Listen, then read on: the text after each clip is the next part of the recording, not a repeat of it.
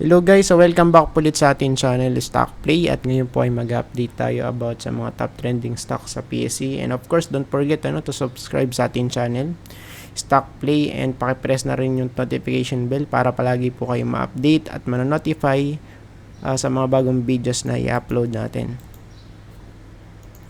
Let's start. And kahapon isa lang yung nagawa kong video kasi lumibot kami. Ayan. Kaya isang video lang yung nagawa ko. Tapos, mga 10 ata kami nakauwi. Wala na, pagod na. So, let's go back. FCG. So, anong nangyari? Okay, so nag-rally dito. And sana masustain, much better.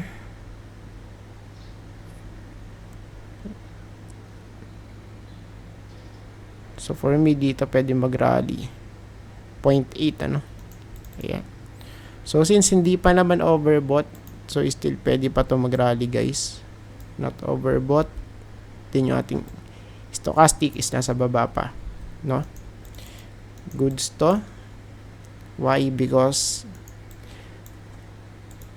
this one is possible accumulation phase. So, it means pagka pagka dito na-sustain sa taas, it means possible malapit na yung kanyang price discovery.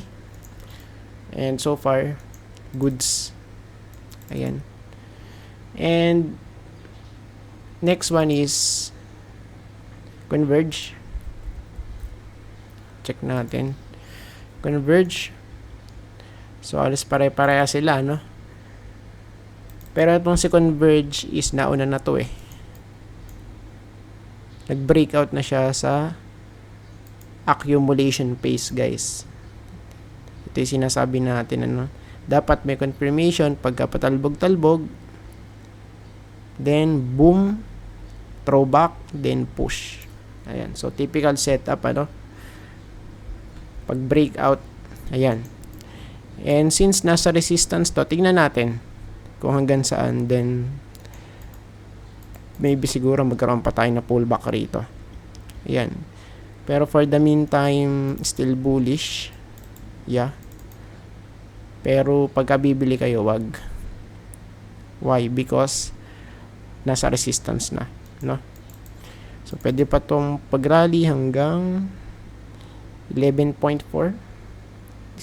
Still goods pa rin dun, Ayan. Then take profit. Kung nagte-trade ka at hindi mo naman siya i-hold, Converge. SM. SM.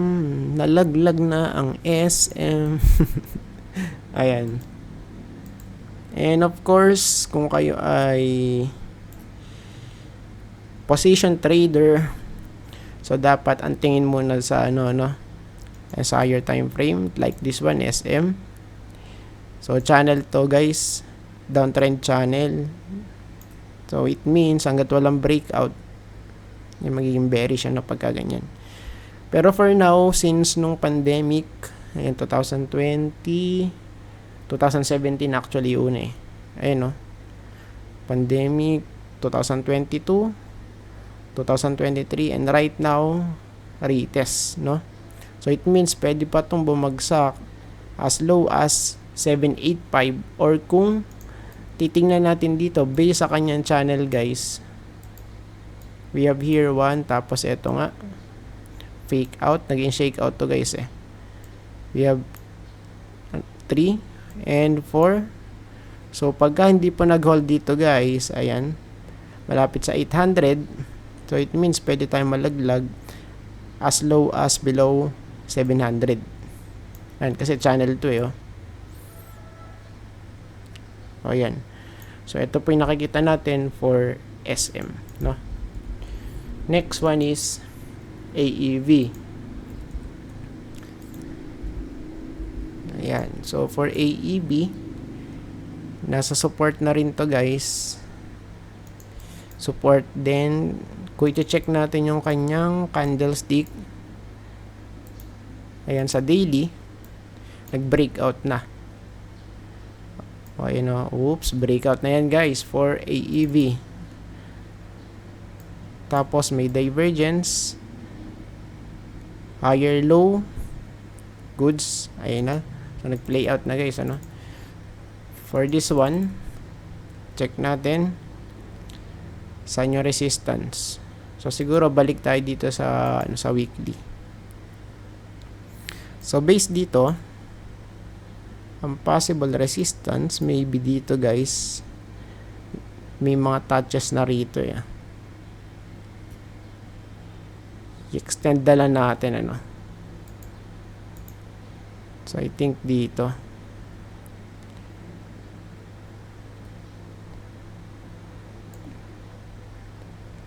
meron. Okay, tapos pa.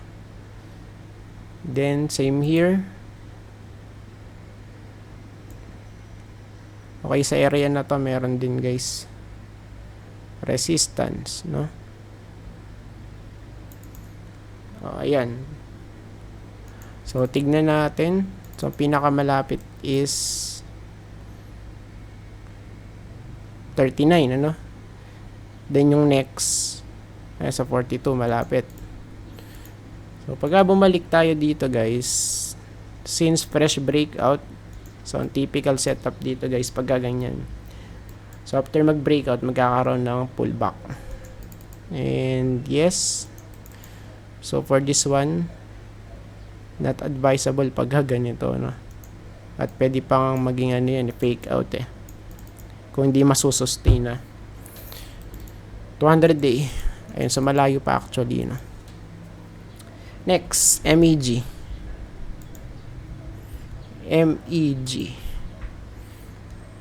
So for MEG naman,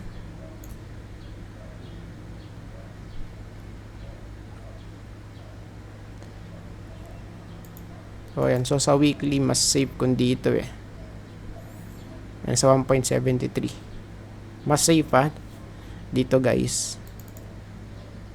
Ayan, no? So for now, ang pinaka safe is eto. Siya ay malaglag dun sa may support natin, malapit sa 1.73. Then sa daily, since meron tayong resistance dito, so hanggat hindi nakakapanik at hindi nagbe-breakout dito, still bearish. Ayan, kasi dito pwede pa tong mag sideways ng matagal Ayan, no? For now, check natin. Meron ba tayong makikitang ano dito?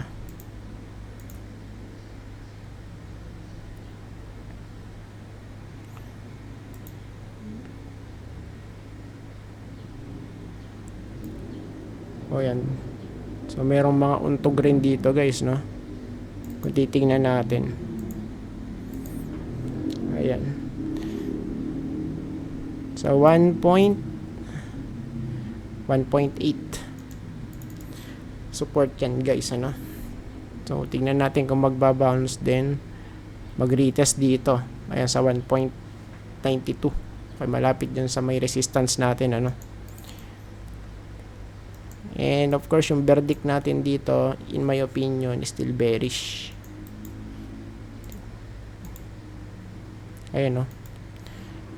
Still bearish yan guys.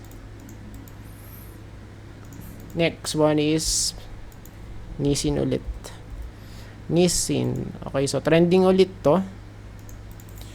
Pero yun nga, may divergence dito So pwede tayong bumalik dito guys, 9.9, or kung mag-a-add tayo ng support, so pwede naman in between. Ayan, sa may 10.5, no? So tingnan natin kung tatalbog ulit dito pagka nalaglag.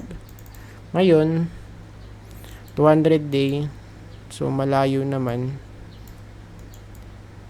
And so breakout na din siya.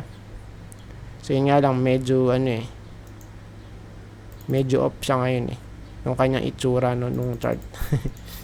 Medyo off, kaya ano muna natin to, let's monitor muna, no, for Nissin. Monde. Dito. Ay, wait lang pala. Save natin yan at may inad tayong support. Last 2. Mga idolo. Don't forget to subscribe, tapos notification bell, i-hit nyo na. Ayan, so nag-retest dito sa may support. Sinasabi natin support sa DOS. So right now, hindi pa rin maganda. So siguro pagka sumausaw yung niya, or nag-touch yung kanyang dito, RSI sa oversold area. So I think yun, magandang opportunity for this one. And of course, especially pagka nag-hold sa may DOS. So what if kung hindi? Since naka-daily tayo dyan, medyo risky kasi pagka puro sa daily ang tingin, At sa stock market, medyo mabagal yung galawan dito kaya talaga may ipit ka ng taon-taon.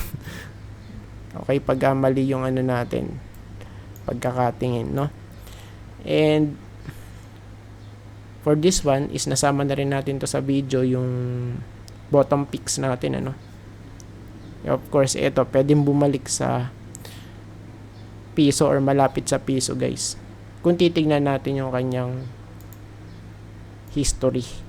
Ayan, Ayan. So far, ito yung nakikita natin for dito. Let's wait muna. Let's wait. Be patient. Ayan, so patience ang kailangan palagi, And cash is king. Ayan, so dapat palagi tayo may cash.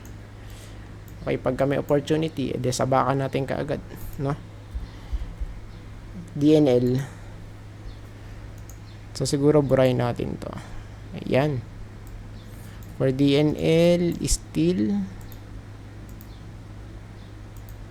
no breakout. Ayan, since 2017, lower high, lower low, pero ngayon is malapit sa support. Ayan, so dito pwedeng support to, Ayan, Ayan. So support dito 6.15 at least, then yung resistance,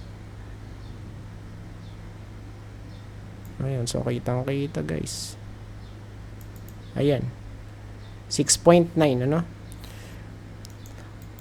so pwedeng mag-retest 6.9, pero still pa rin to considered as bearish. Why? Because still no breakout since 2017.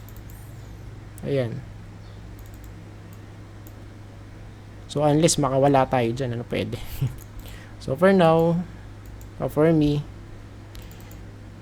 still bearish pa rin, pag ganitong setup. So maraming salamat po sa panonood and see you po sa next video. Bye bye and God bless.